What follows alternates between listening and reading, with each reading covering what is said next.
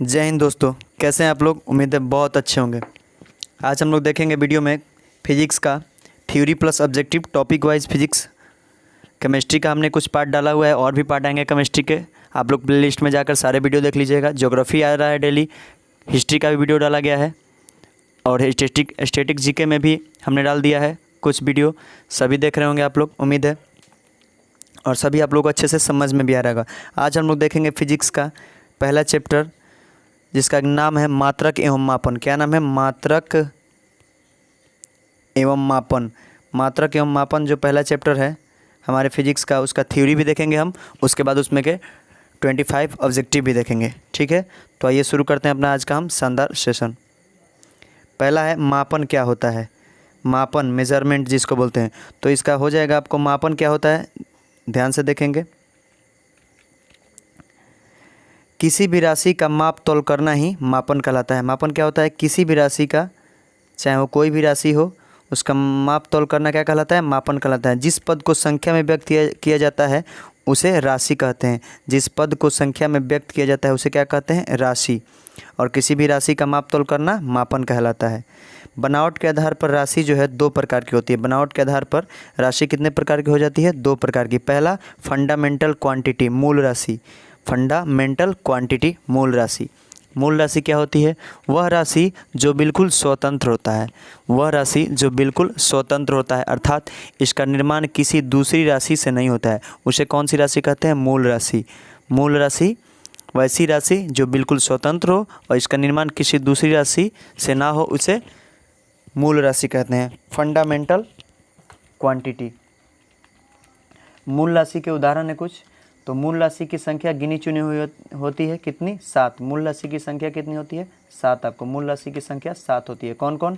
लंबाई, लंबाई में ये सभी आएंगे। चौड़ाई भी आ जाएगा, मोटाई भी आएगा, दूरी भी आ जाएगा, विस्थापन हो जाएगा। ये एक ही है, लंबाई। दूसरा है द्रव्यमान, मास। तीसरा समय। चौथा है तापमान। पाँचवा आपका इलेक्ट्रिक करंट यानी कि विद्युत धारा है। छठा आपकी ज्योति तीव्रता, लुमिनस इंटेंसिटी। और सातवां है पदार्थ की मात्रा। ठीक है, तो मूल राशि की संख्या आपको कितनी हो जाती है? 7। कौन कौन? लंबाई, द्रव्यमान, समय, तापमान, विद्युत धारा, ज्योति तीव्रता और पदार्थ की मात्रा। आगे बढ़ते हैं। व्युत्पन्न राशि, दूसरी जो है राशि का दूसरा प्रकार है व्युत्पन्न राशि, डेराइव्ड क्वांटिटी। डेरिव्ड क्वांटिटी जिसको कहते हैं। तो इसका आपको परिभाषा हो जाएगा, वह राशि जिसका निर्माण मूल राशियों से हुआ हो। वैसी राशि जिसका निर्माण किस राशियों से? मूल राशियों से हुआ हो, उसे व्युत्पन्न राशि कहते हैं। जैसे कि क्षेत्रफल, वेग, बल इत्यादि, ये सभी किस राशि के उदाहरण है? व्युत्पन्न राशि के उदाहरण है। किस राशि के? व्युत्पन्न राशि के उदाहरण है। कौन कौन? क्षेत्रफल, वेग, बल इत्यादि और भी हैं। ठीक है, अब देखेंगे गुना के आधार पर। गुना के आधार पर भी राशियाँ कितनी प्रकार की होती हैं? दो प्रकार की। कौन कौन? सदिश राशि और अदिश राशि। गुना के आधार पर राशियाँ कितनी प्रकार की हो जाती है? दो प्रकार की, सदिश राशि और अदिश राशि। सदिश राशि क्या है, आइए जानते हैं हम। सदिश राशि वह राशि जिसमें परिमाण, यहाँ परिणाम प्रिंट हो गया, परिमाण के साथ साथ दिशा भी होता हो। वह राशि जिसमें परिमाण के साथ साथ दिशा भी होता है, उसे कौन सी राशि कहते हैं? सदिश राशि कहते हैं। यह चतुर्भुज तथा त्रिभुज के नियम का पालन करता है। सदिश राशि किसके नियमों का पालन करता है? आपको चतुर्भुज तथा त्रिभुज के नियमों का पालन करता है। कौन सी राशि? सदिश राशि। सदिश राशि कुछ उदाहरण ले लेते हैं हम। आयाम, भार, विस्थापन, त्वरण, संवेग, आवेग, कोणीय, विद्युत क्षेत्र, चुंबकीय क्षेत्र, धारा घनत्व इत्यादि ये किस राशि के उदाहरण है? सदिश राशि के, यानी कि वेक्टर क्वांटिटी के उदाहरण है। ठीक है, नोट में देखेंगे, जब दो वेक्टर एक दूसरे के लंबवत हो तो उसका बिंदु गुना जो होता है शून्य होता है। जब दो वेक्टर यानी कि दो सदिश राशि एक दूसरे के लंबवत हो तो उसका बिंदु गुना क्या? डॉट प्रोडक्ट क्या होता है? शून्य हो जाता है। दूसरा नोट हम लोग देखेंगे, जब दो वेक्टर एक दूसरे के समानांतर हो, समानांतर ऐसे समानांतर हो तो उसका क्रॉस गुना जो होता है, क्रॉस गुना क्या हो जाता है? शून्य हो जाता है। कितना हो जाता है? शून्य हो जाता है। ठीक है, एक और नोट देखेंगे हम। अगला नोट है, दो सदिश राशियों का योग हमेशा क्या होता है? सदिश होता है।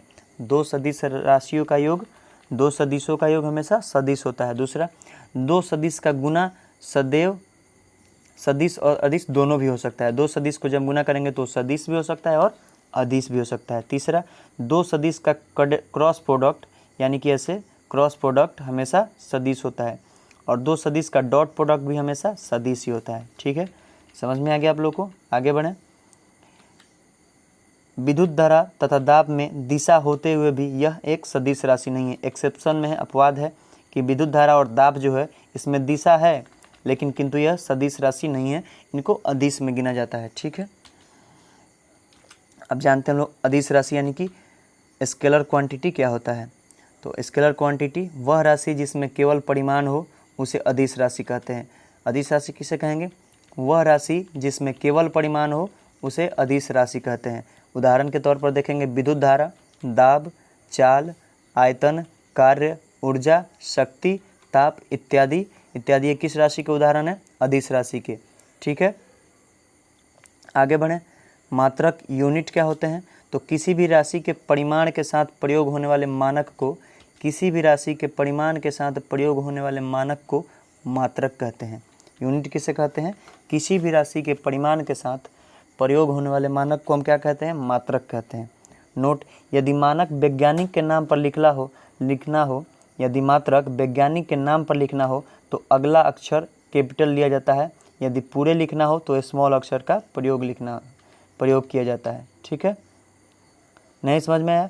समझा देते हैं। जैसे बल का मात्रक हमें लिखना है न्यूटन, तो पूरा लिखना हो तो स्मॉल से ही लिख देंगे न्यूटन उनका नाम, और सिर्फ उनके नाम पर लिखना है तो सिर्फ एक कैपिटल एन दे देंगे, तो इससे हम न्यूटन पढ़ सकते हैं। ठीक है, यही इस लाइन में लिखा गया है। ठीक है, समझ में आया सभी को? आगे बढ़ते हैं। मात्रक की पद्धतियाँ।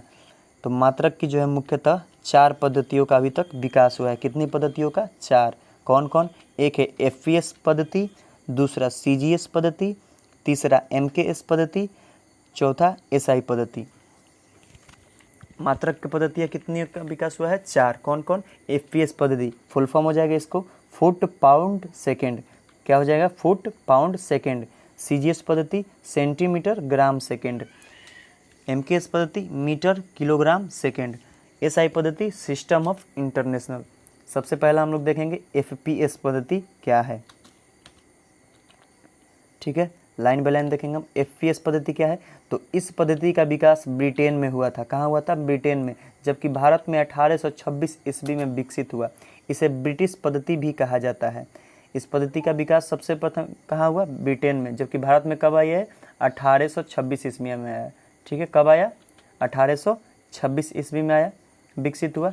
इसे कौन सा पद्धति कहा जाता है? ब्रिटिश पद्धति भी कहा जाता है। इस पद्धति में लंबाई को किस में मापते हैं? फुट में, द्रव्यमान को पाउंड में और समय को किस में मापते हैं? सेकंड में।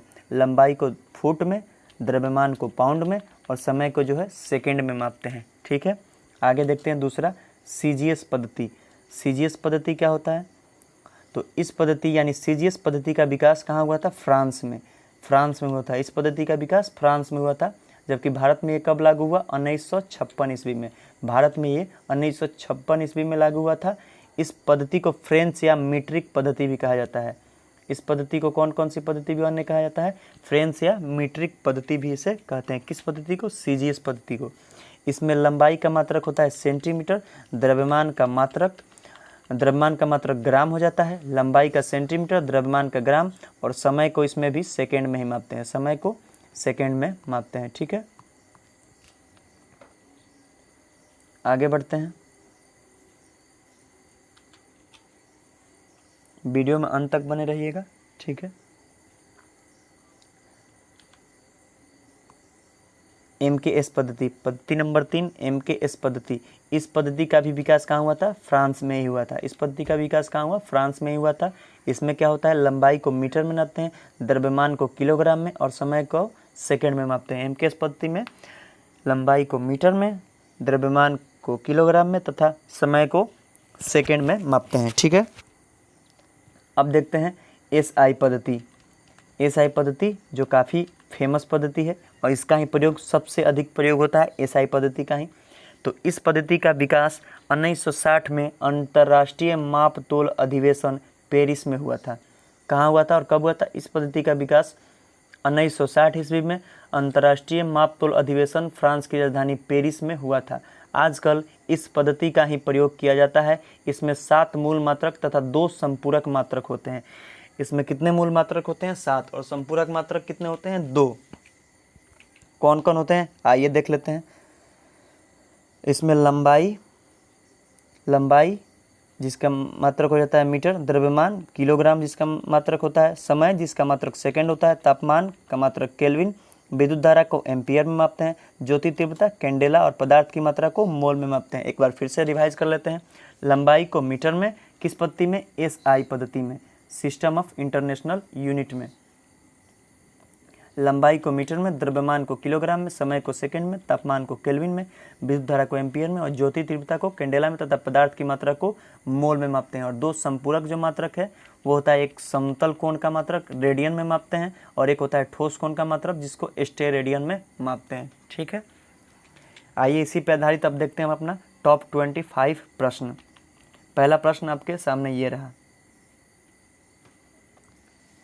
कमेंट बॉक्स में इसका उत्तर दे सकते हैं आप लोग। पहला प्रश्न है कि वे भौतिक राशियाँ जिसमें डैश होती हैं और डैश नहीं होती हैं उसे अदिश राशियाँ कहते हैं। तो वे भौतिक राशियाँ, ऑप्शन ए है दिशा और परिमाण, ये नहीं भरा जाएगा। वे भौतिक राशियाँ जिसमें परिमाण होती हैं और दिशा नहीं होती हैं उसे अदिश राशियाँ कहती हैं। जी हाँ, इसमें पहला में परिमाण और दूसरा खाली स्थान में दिशा भरा जाएगा। तो वे भौतिक राशियाँ जिसमें परिमाण होती है और दिशा नहीं होती है उसे क्या कहते हैं? अदिश राशि कहते हैं। कौन सी राशि? अदिश राशि कहते हैं। तो इस प्रश्न का सही उत्तर क्या हो जाएगा? ऑप्शन नंबर बी हो जाएगा। ठीक है, दूसरा प्रश्न है निम्नलिखित में कौन सा एक सदिश राशि नहीं है? निम्नलिखित में कौन सा एक सदिश राशि नहीं है? बल, कार्य, विस्थापन, वेग। तो कौन सा एक सदिश राशि नहीं है इसमें? बताएंगे। निम्नलिखित में कौन एक सदिश राशि नहीं है? तो इस प्रश्न का जो सही उत्तर हो जाएगा आपको कार्य हो जाएगा। ऑप्शन नंबर बी, कार्य जो है एक सदिश राशि नहीं है बल्कि एक अदिश राशि है। ठीक है, कार्य जो है एक अदिश राशि है। नेक्स्ट देखेंगे क्वेश्चन संख्या 3, निम्न में कौन सा एक सदिश राशि है? कौन सा एक सदिश राशि है? ऊष्मा, कार्य, समय या फिर कोणीय गति। तो इस प्रश्न का सही उत्तर ऑप्शन नंबर डी हो जाएगा। कोणीय गति जो है एक सदिश राशि है। कोणीय गति कैसी राशि है? सदिश राशि है। ठीक है, आगे बढ़ते हैं। अगला प्रश्न संख्या 4 देखेंगे हम। बल का एसआई मात्रक क्या है? बल का एसआई मात्रक पास्कल है, बॉयल है, न्यूटन है या फिर वाट है? तो बल का जो एसआई मात्रक है वो है न्यूटन। क्या है? न्यूटन है बल का एसआई मात्रक। कैपिटल एन से सूचित करते हैं। ऑप्शन संख्या सी इस प्रश्न का सही उत्तर हो जाएगा। ठीक है, आगे बढ़ते हैं। प्रश्न संख्या 5 देखेंगे हम। दाब का एसआई मात्रक क्या है? दाब का जो है एसआई मात्रक क्या है?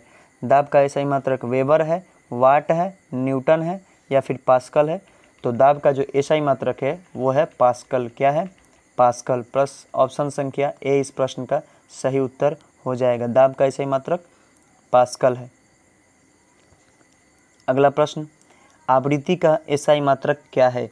आवृत्ति का एसआई मात्रक क्या है? तो आवृत्ति का एसआई मात्रक न्यूटन है, वाट है, फैराडे है या फिर हर्ट्ज है?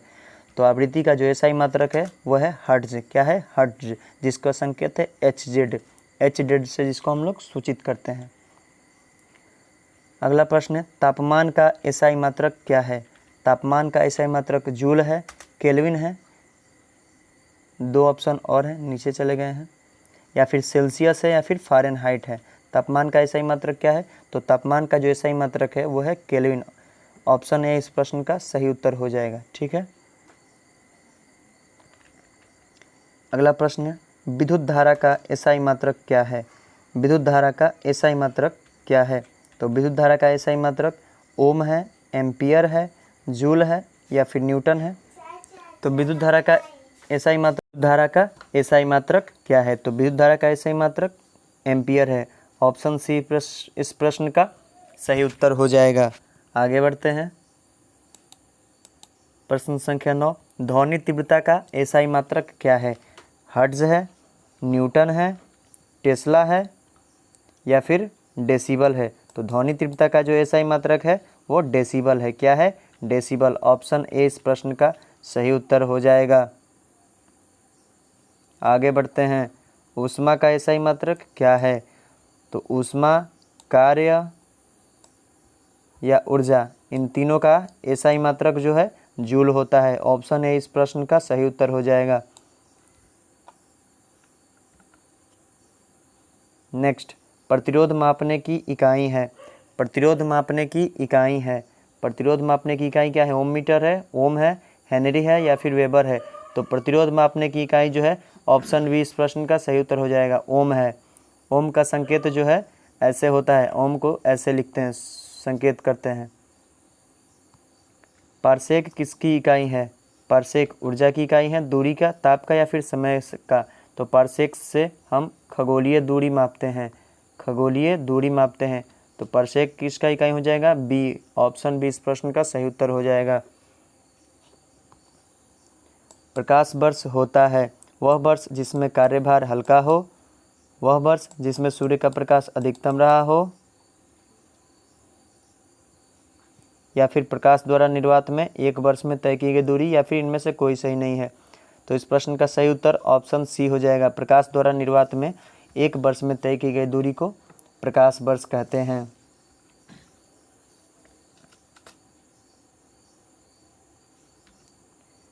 विद्युत क्षेत्र तीव्रता का मात्रक है।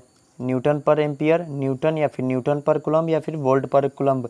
तो प्रश्न संख्या 14 का सही उत्तर हो जाएगा ऑप्शन सी, न्यूटन पर कूलम्ब जो है विद्युत क्षेत्र तीव्रता का मात्रक है। क्यूरी किसकी इकाई है? क्यूरी किसकी इकाई है? क्यूरी किसकी इकाई है? रेडियोधर्मिता की, गामा किरणों की ऊर्जा की, गामा किरणों की तीव्रता की या फिर कार्यफलन की? तो क्यूरी जो है रेडियोधर्मिता की इकाई है। किसकी इकाई है? रेडियोधर्मिता की। आपेक्षिक घनत्व का एसआई मात्रक क्या है? यह प्रश्न हम ज़्यादातर गलती कर देते हैं। आपेक्षिक घनत्व का एसआई मात्रक क्या है? केजी पर मीटर क्यूब, ग्राम पर सेंटीमीटर क्यूब, मिलीग्राम पर मिलीमीटर क्यूब या फिर कोई मात्रक नहीं होता है? तो इस प्रश्न का सही उत्तर ऑप्शन डी हो जाएगा। आपेक्षिक घनत्व का कोई मात्रक नहीं होता है।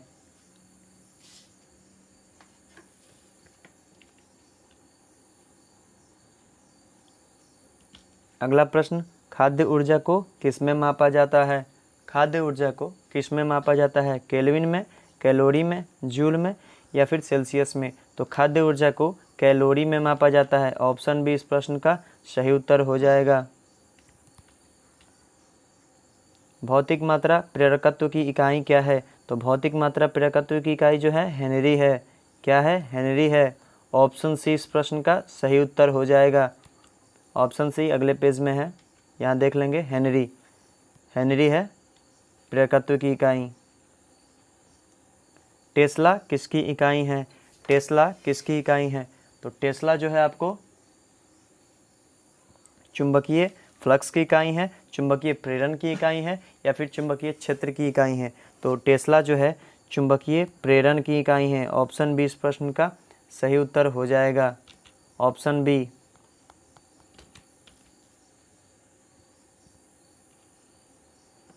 बल आघूर्ण का एसआई मात्रक क्या है? बल आघूर्ण का एसआई मात्रक क्या है? बल आघूर्ण का एसआई मात्रक जो है मिसप्रिंट हो गया है, न्यूटन पर मीटर हो जाएगा। न्यूटन पर मीटर, पर मीटर नहीं, माफ़ कीजिएगा, न्यूटन मीटर हो जाएगा। न्यूटन मीटर, न्यूटन नहीं होगा, न्यूटन सेकंड नहीं होगा, न्यूटन पर मीटर स्क्वायर भी नहीं होगा, न्यूटन मीटर हो जाएगा। भौतिक मात्रा ज्योति की इकाई क्या है? तो भौतिक मात्रा ज्योति की इकाई जो है लक्स है। क्या है? लक्स है। भौतिक मात्रा ज्योति की इकाई ऑप्शन संख्या सी इस प्रश्न का सही उत्तर हो जाएगा, लक्स है।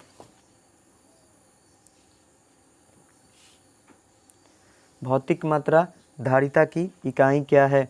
भौतिक मात्रा धारिता की इकाई क्या है? वेबर है, फैराडे है, टेस्ला है या फिर ओम है? तो भौतिक मात्रा धारिता की, जिसको कैपेसिटर बोलते हैं धारिता को, उसकी इकाई क्या है? फैराडे है। ऑप्शन बी इस प्रश्न का सही उत्तर हो जाएगा।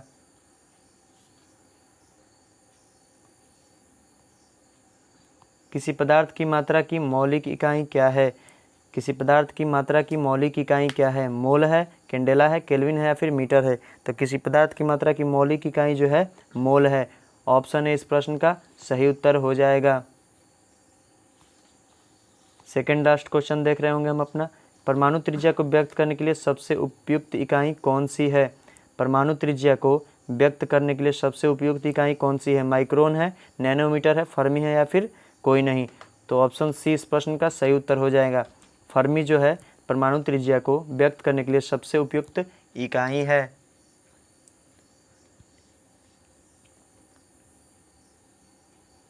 एक पारसेक बराबर होता है, अंतिम प्रश्न देख रहे होंगे आज के वीडियो का हम। एक पारसेक बराबर होता है 6 प्रकाश वर्ष, 2.42 प्रकाश वर्ष या फिर 1.756 प्रकाश वर्ष, 3.26 प्रकाश वर्ष। ऑप्शन संख्या ए इस प्रश्न का सही उत्तर हो जाएगा। वीडियो में कोई त्रुटि हो तो उसको क्षमा कर दीजिएगा। कमेंट बॉक्स में ज़रूर कमेंट करके बताइएगा। वीडियो अच्छा लगे तो लाइक कीजिएगा, शेयर कर दीजिएगा, सब्सक्राइब कर दीजिएगा अगर चैनल पर नए हैं तो। हमारा एक और चैनल है खुरपाती ग्रुप शॉर्ट्स, उसको भी सब्सक्राइब कर लीजिएगा आप लोग। उस पर रोज़ाना फैक्ट और शॉर्ट्स वीडियो डाले जा रहे हैं। ठीक है, वीडियो में अंत तक बने रहने के लिए बहुत बहुत धन्यवाद। जय हिंद, जय भारत।